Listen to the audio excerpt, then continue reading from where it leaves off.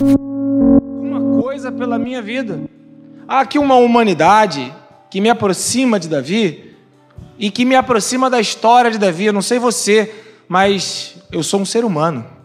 E dentro dessas limitações da humanidade que nós vivemos a cada dia, a carne, as lutas, as batalhas, como a de Davi, a gente às vezes acha, e só acha, porque isso não é, mas a gente só acha que Deus não está no controle de todas as coisas.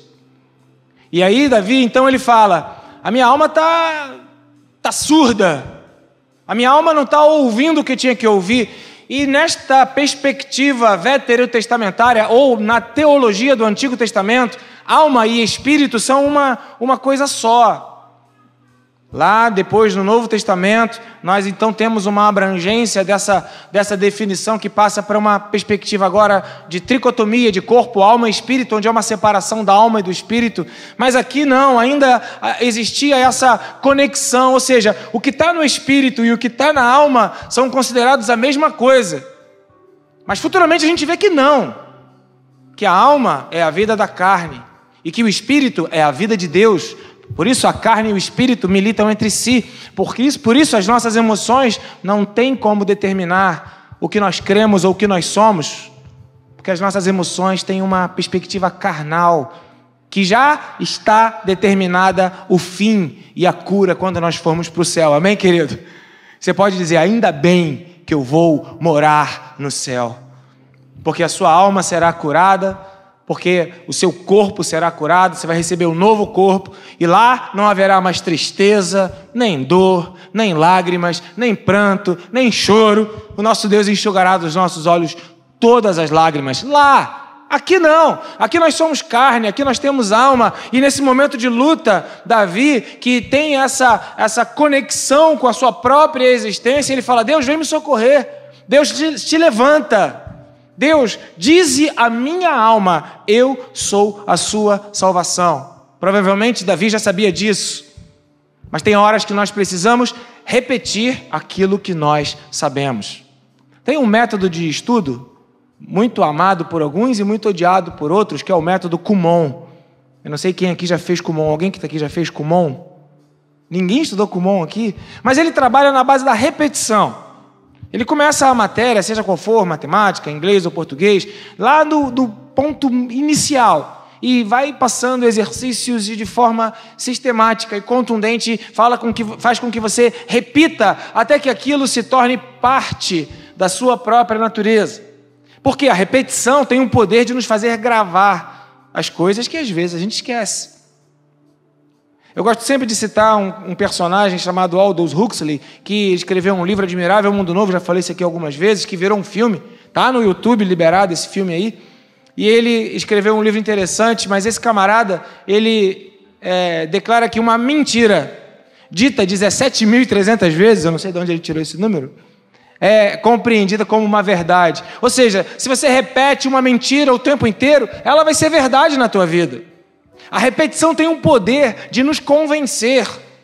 E aí Davi, ele vem e traz essa dica, esse ensinamento, essa inspiração de Deus para as nossas vidas, para que durante as lutas, e as lutas vêm, e as lutas acontecem, nós possamos aprender o caminho de Deus para sair de todo esse sufoco que parece que nos aponta que Deus está deitado, ou que Deus está distante, ou que Deus está, de alguma forma, indiferente àquilo que nos está acontecendo.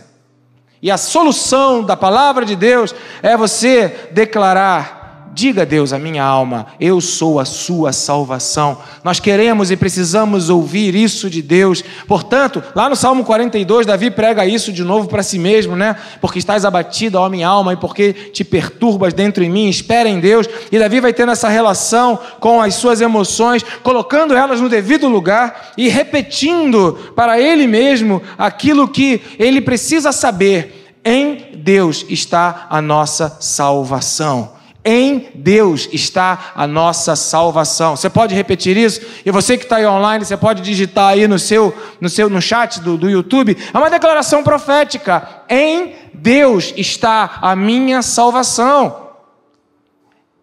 Em está a minha salvação. Mais uma vez, 1, 2, 3 e já. Salvação.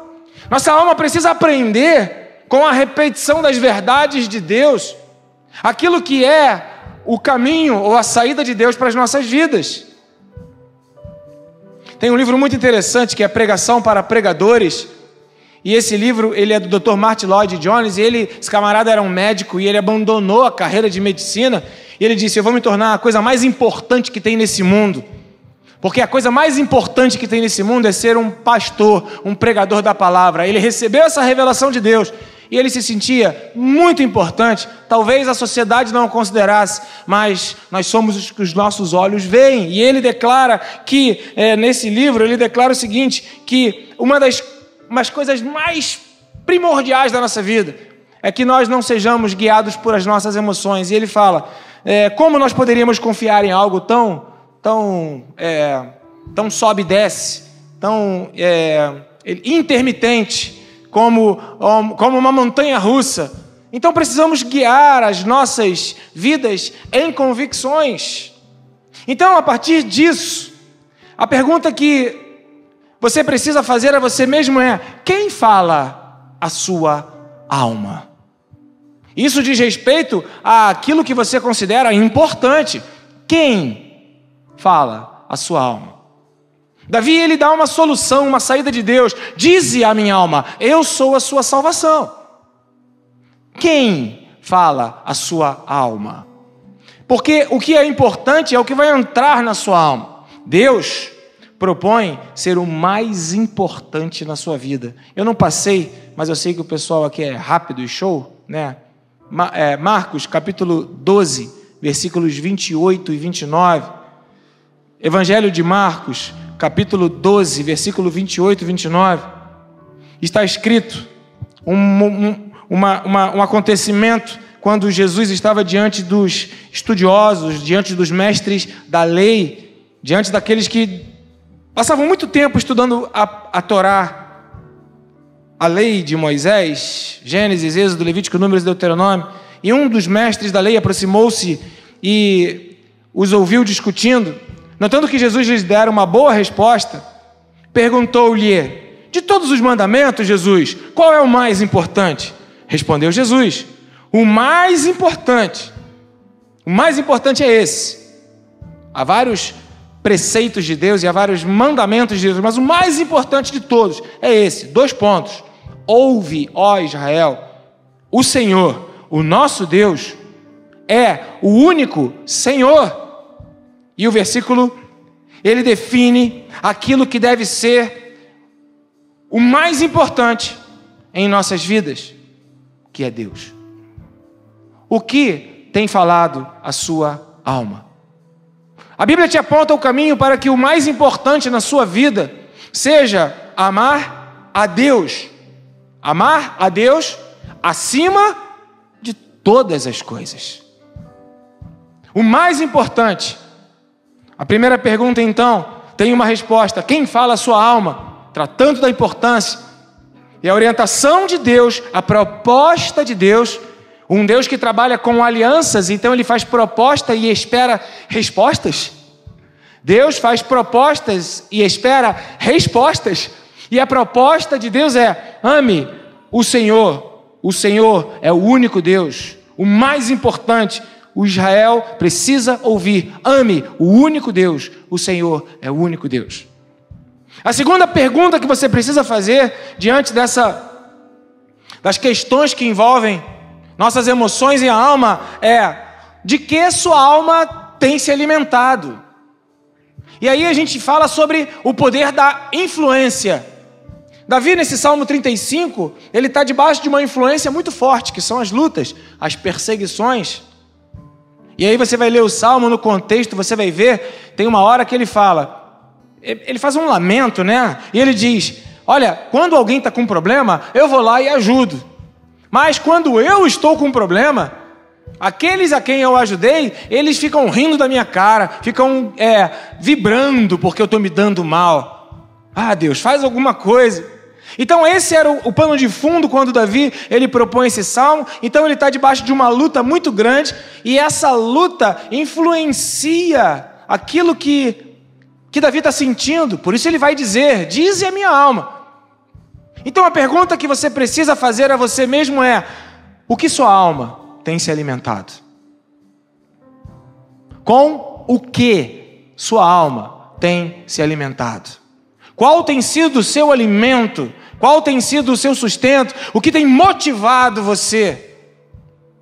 É terrível quando a sua motivação está em uma outra pessoa, né? Querer ser igual a ela, querer ser maior do que ela, ou querer ser parecido com ela. É terrível quando a sua motivação está no dinheiro, né? Querer ter mais dinheiro para comprar mais coisas, para fazer mais coisas. É terrível quando a sua motivação está em objetivos da sua própria carne, né?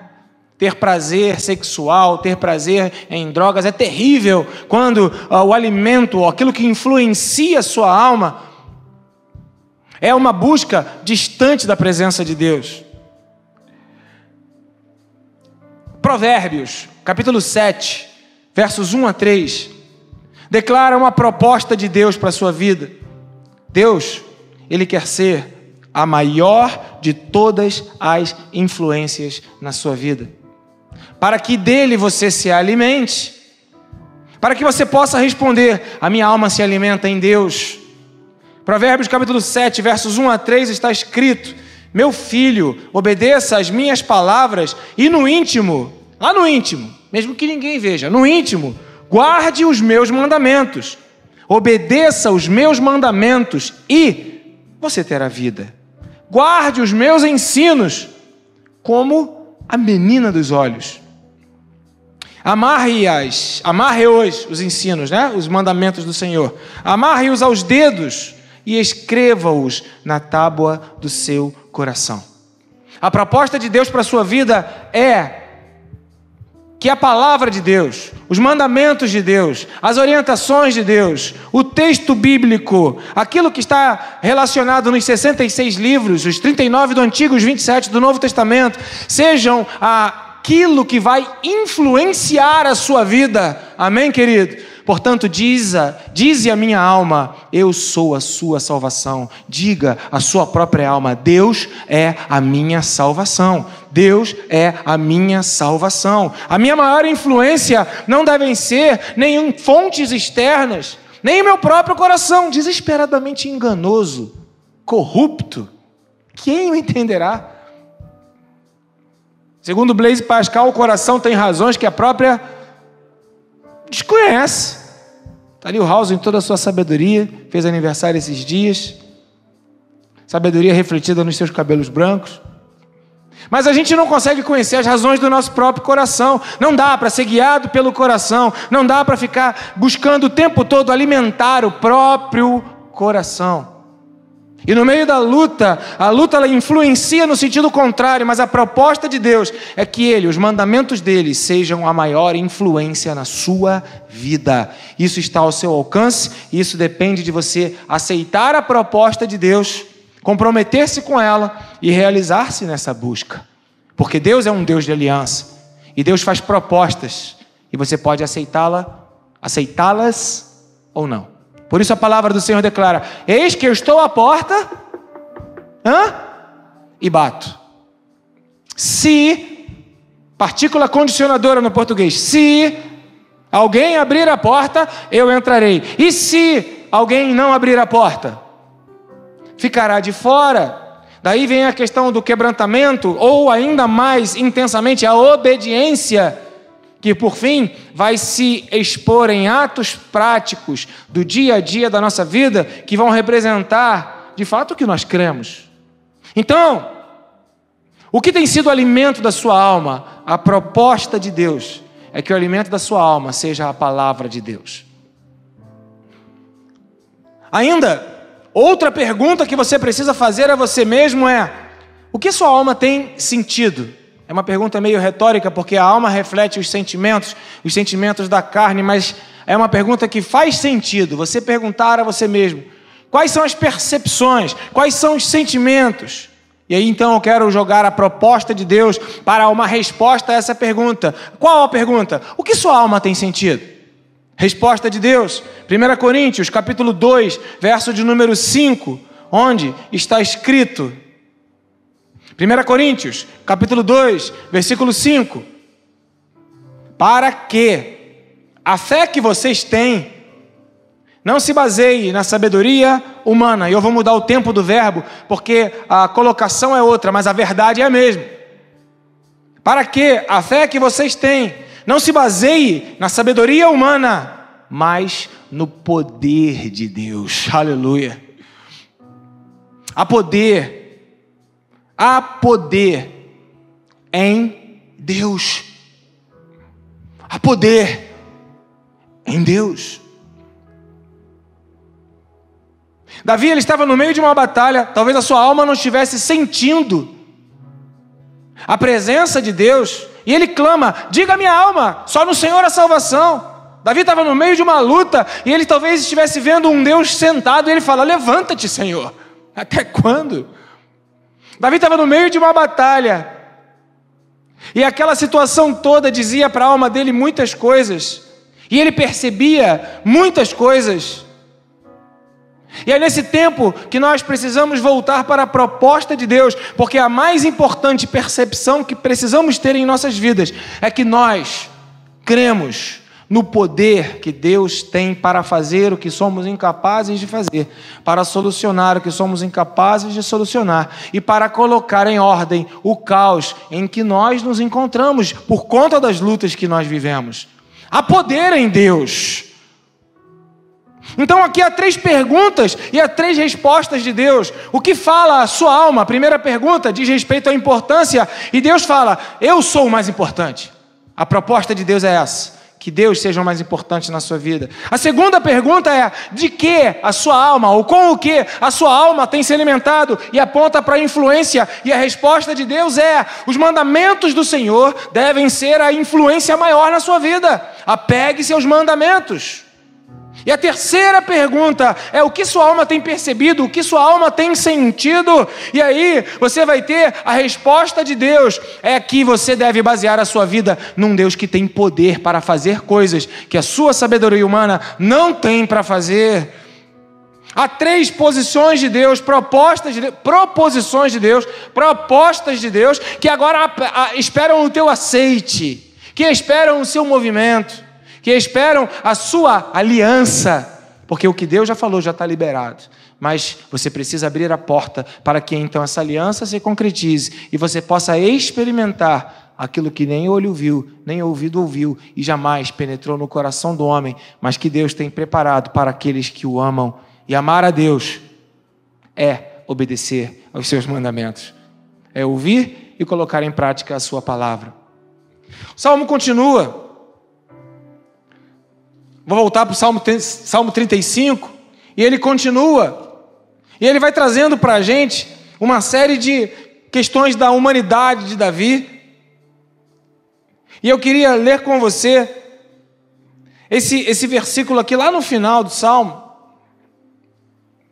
quando ele fala no verso 27 e 28, cantem de alegria e cantem de regozijo. Nós viemos aqui nessa noite para cantar, amém, queridos?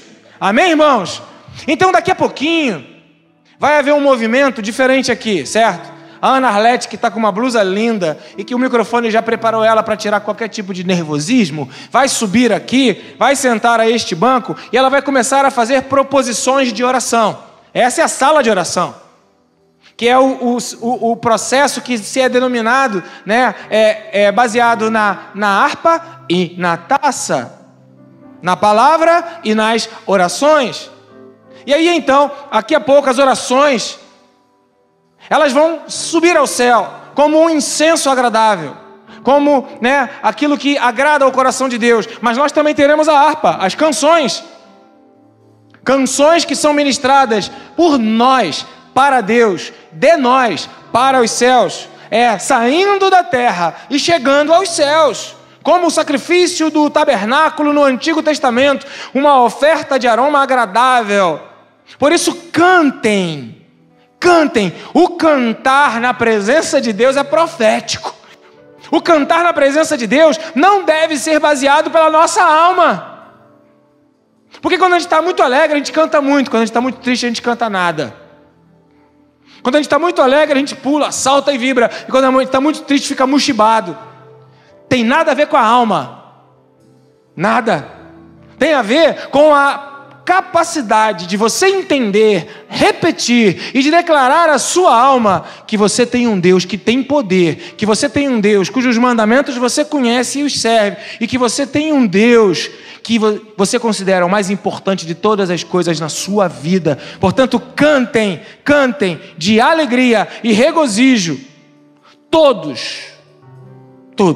E aí Davi fala que desejam ver provada a minha inocência, e ele entende que é inocente diante dessa situação, ele entende a fragilidade diante da situação, que é a luta contra os inimigos que o perseguem, e ele pede a ajuda de Deus, e ele fala: Senhor, eu quero cantar, eu quero me regozijar, e quero que cantem comigo todos os que estão nesse espírito, todos os que desejam bem para a minha vida, todos os que estão comigo percebendo que a coisa vem para destruir, vem para derrubar, mas o Senhor está nesse negócio, o Senhor está nessa batalha. Então cantem de alegria, cantem de regozijo todos os que desejam ver provada a minha inocência, e sempre repitam.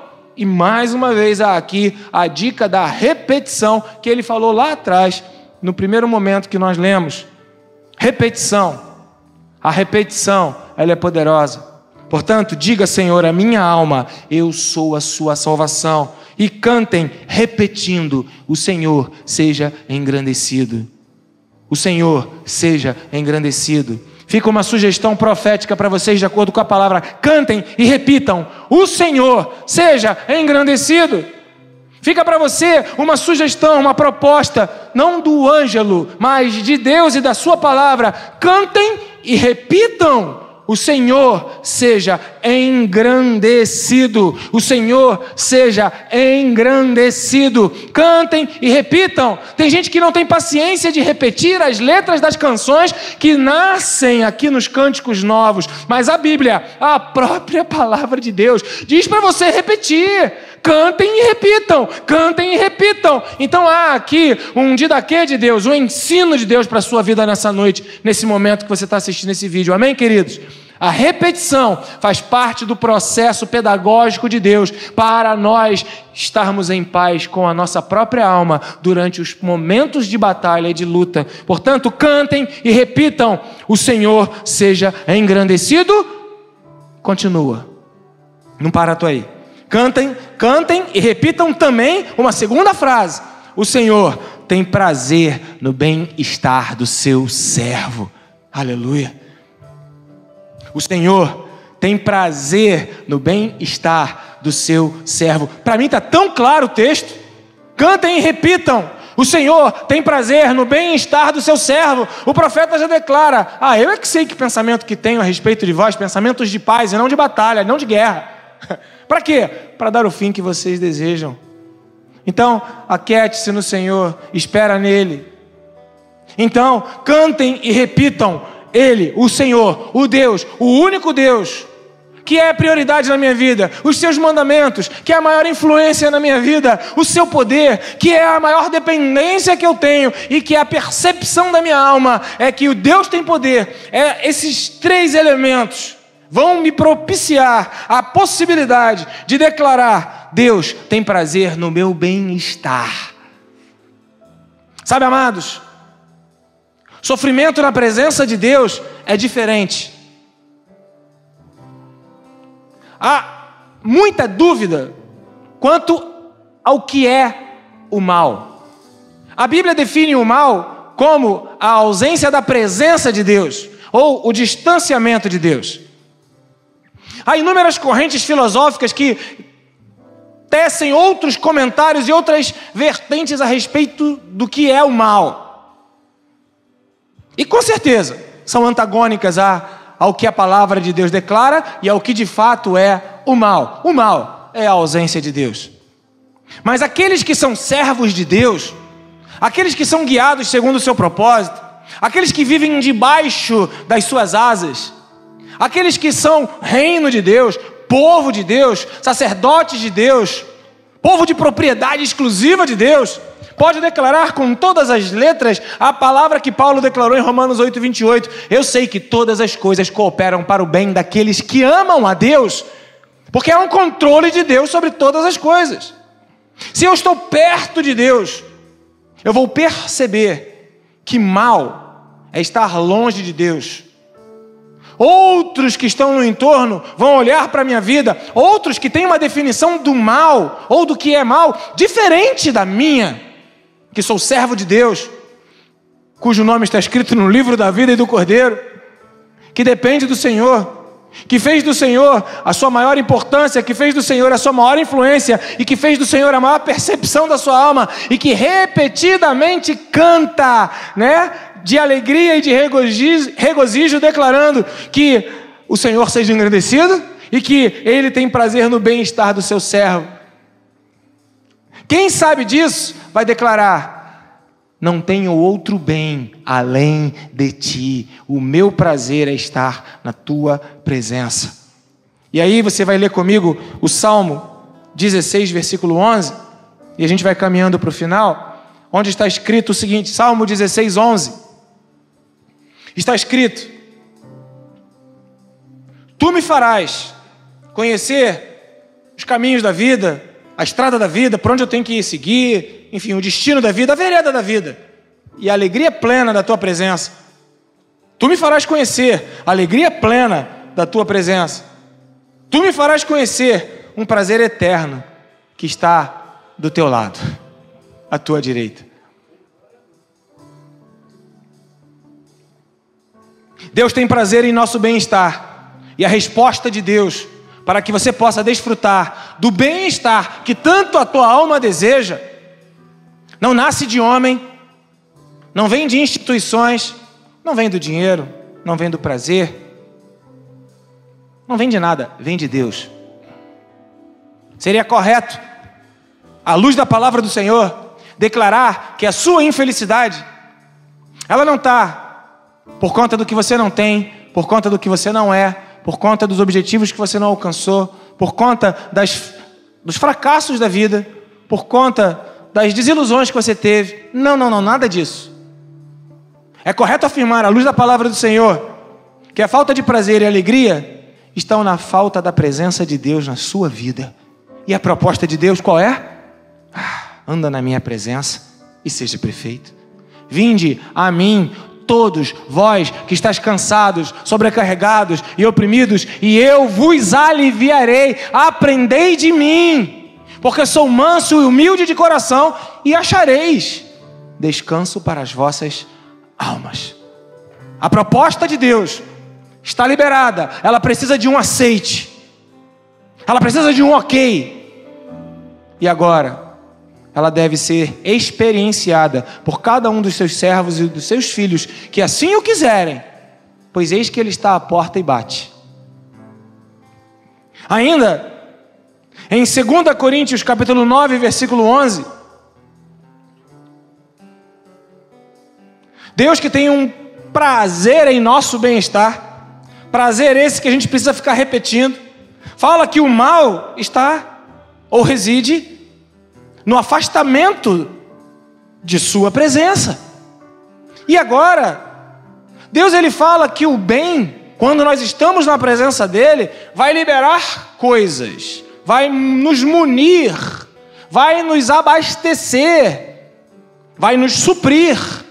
2 Coríntios capítulo 9, versículo 11 está escrito: vocês serão enriquecidos de todas as formas. Tem gente que pensa que esse versículo é só relacionado a dinheiro. Também é, mas não somente é. O texto é claro: vocês serão enriquecidos de todas as formas. Qual é a pobreza que te encontra? Pobreza financeira? Deus vai te enriquecer. Qual é a pobreza em que você se encontra? Pobreza de relacionamento? Deus vai te enriquecer. pobreza de conhecimento, Deus vai te enriquecer. Qual é a pobreza que você se encontra? Vocês serão enriquecidos de todas as formas, para que possam ser generosos. Em qualquer ocasião. E, por nosso intermédio, a sua generosidade resulte em ações de graças a Deus. Aquele que supre a semente ao que semeia, não vai falhar em ser bom com você e te entregar todas as coisas que você sente falta. Por isso o Salmo 23 ele declara: o Senhor é meu pastor, não vou sentir falta de nada. Por isso Paulo fala em Filipenses capítulo 4, aprendi um segredo, eu fico contente em toda e qualquer situação, tanto sei ter fartura, também sei ter escassez, estou tranquilo, tudo posso, eu posso tudo naquele que me fortalece. A segunda proposta de Deus é que você seja enriquecido por Ele. Aceite ser enriquecido por Ele. Aceite as riquezas de Deus para a sua vida. Talvez a maior das tentações que Satanás ele fez com Jesus foi essa, levá-lo para o pináculo do templo, lá em cima, e falou: tudo isso é meu, tudo isso eu vou te dar. O mundo te propõe riquezas. As propostas estão na mesa. A proposta de Deus é que você aceite ser enriquecido por Ele. Deus tem prazer no seu bem-estar. Aproxime-se dEle e você terá plenitude de alegria. Essa é a proposta de Deus. A segunda proposta: permita-se ser enriquecido por Ele. Não busque as riquezas, não busque suprir aquilo que você entende que falta em outros lugares, em outras riquezas. Terceiro ponto e último, Salmo 121, versículo 7, que, a meu ver, define muito bem, talvez um dos maiores sentimentos que Davi estivesse sentindo nesse momento de batalha: medo pela sua própria existência, medo da sua própria existência deixar de existir, medo de morrer.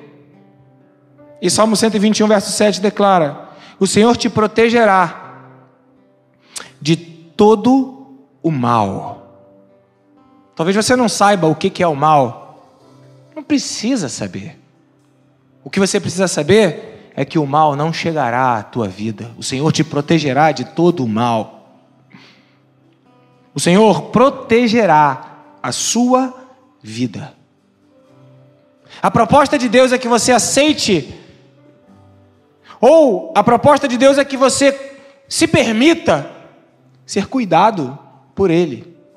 A sua alma no meio da luta, ela vai ficar atordoada, a sua emoção, ela vai querer prevalecer. Crucifica a sua emoção. Crucifica a sua alma. Morra para nascer de novo. E experimente o prazer de um Deus que te protege. Porque essa é a questão paradoxal do Evangelho. Quando eu morro, eu tenho vida. Quando eu abro mão, eu recebo. Quando eu perco, eu ganho. É essa a proposta do Evangelho vivo. E Davi, no meio dessa batalha que ele está relatando aqui no Salmo 35, ele faz uma música. Na prática, ele experimenta aquilo que ele diz para que a gente faça. Está no meio de uma batalha. Cante. Cante e regozije-se. E repita muitas vezes. Repita muitas vezes. Repita muitas vezes. O Senhor seja engrandecido. O Senhor tem prazer no meu bem-estar. Talvez eu não saiba disso, eu tenha esquecido disso.